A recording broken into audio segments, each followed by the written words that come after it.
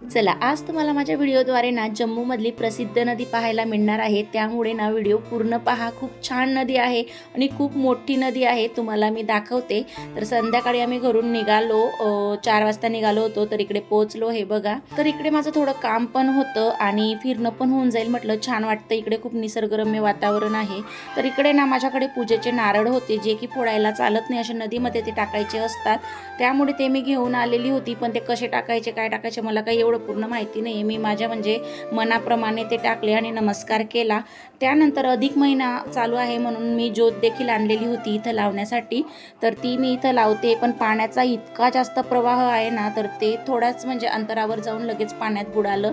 हे बघा, म्हणजे मला असं वाटत होते पुढेपर्यंत जाईल, पण इथं जवळच खूप असं पाणी म्हणजे पायरींना लागून रिटर्न होत होतं ना, त्यामुळे ते मध्ये गेलं। 2 आणल्या होत्या मी वाती, दोघं पण तसंच झालं।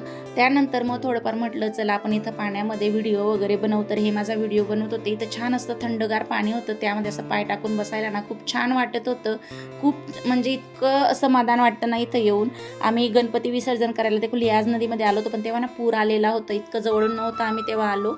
आणि असं 1-2दा आम्ही इथं आलेलो होतो। आणि त्यानंतर हे बघा, मी ना कापूर देखील आणलेली होती। यांना म्हटलं तुम्ही लावा म्हटलं कापूर, कारण हे मला बोलत होते की तू व्यवस्थित सोडलं नाही ती ज्योत त्याच्यामध्ये। मग त्यांनी लावलं, तर त्यांचं तर म्हणजे जसा कापूर लावून ते पान त्याच्यात ठेवलं, लगेचच ते त्याच्यातच बुडून गेलं आणि विझून गेलं। त्यानंतर मग मी त्यांना बोलली की बघा, तुम्हाला देखील म्हणजे ते व्यवस्थित लावता आलं नाही असं। मग आम्ही थोडं इथं बसून ना, मुलांनी आम्ही सगळ्यांनी खूप जास्त एन्जॉय केला। छान वाटत होतं, निसर्गरम्य वातावरण होतं म्हणून। आणि मग संध्याकाळी इकडे घरी जायला निघालो, थोडं मार्केटमध्ये पण काम होतं। तर हे बघा, संध्याकाळी इकडे भरपूर लोक वॉकिंगला येतात, कारण इकडे वॉकिंग करण्यासाठी देखील असं छान रोड बनवलेला आहे। तर तिथं लोक वॉकिंग वगैरे करतात, कारण छान वाटतं म्हणून।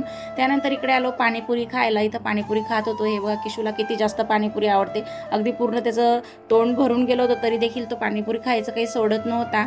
आणि पाणीपुरी खाऊन देखील त्याचं पोट भरलं नव्हतं, तर बोलला मम्मी मला आईस्क्रीम खायची। तर आम्ही पुन्हा इथून आता इकडे आईस्क्रीम खायला आलेलो, कारण बाजूलाच आईस्क्रीमचं पण दुकान होतं। तर इथं आईस्क्रीम वगैरे घेतली, खाल्ली आणि त्यानंतर पुन्हा जायचं आहे मार्केटमध्ये भाजीपाला घ्यायला। वेळ होत आलेला होता, संध्याकाळचे 7-7:30 वाजलेले होते इथं, तरी देखील बघा किती उजेड आहे, भरपूर उजेड होतं अजूनसुद्धा। तर इकडे भाजीपाला वगैरे घेतला, फ्रूट्स घेतली आणि त्यानंतर निघालो घरी। घरी जाता जाता रस्त्यावर हे एक मंदिर लागतं हनुमानचं, तर इथं दर्शन घेतलं आणि त्यानंतर घरी आलो, तरी देखील थोडंसं उजेडच होतं। चला, भेटूया नेक्स्ट व्हिडिओमध्ये, बाय।